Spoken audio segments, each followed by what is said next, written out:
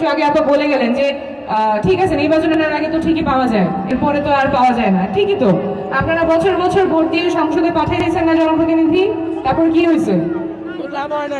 তারপরে ওই যে এই গ্যাসের সমস্যা চলছে, রাস্তাঘাটের সমস্যাও চলছে, একটু বৃষ্টি হলে পানি উঠে যায়, সেই সমস্যাও চলছে, ফিক্স তো হয় নাই।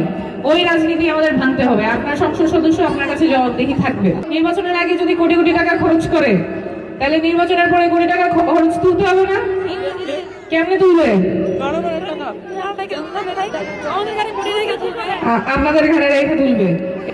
এই সংস্কৃতিটাই আমরা ভাঙার জন্য নামছি। নির্বাচনের আগে কোনো কোটি টাকা খরচের না, মাইকিং করে আপনাদেরকে কষ্ট দিব না, কোনো শোডাউন না। আল্লাহ যদি আমাকে তৌফিক দেয়, যদি সংসদে যাইতে পারি, তাহলে প্রথম কাজ যেটা করবো, সংসদে প্রস্তাব করব তিতাস যদি গ্যাস না দিতে পারে তাইলে আমরা বিলও দিব না।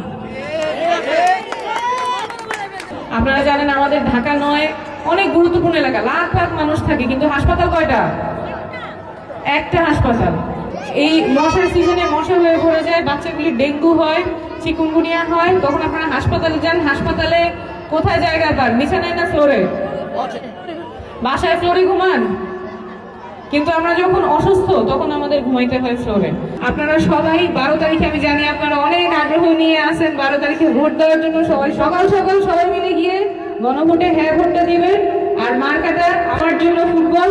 আমি চাই আপনারা ফুটবলের রায় দিয়ে নতুন রাজনীতি, আমাদের জবাবদিহিতার রাজনীতির পথটা আপনারা সহজ করবেন ইনশাআল্লাহ।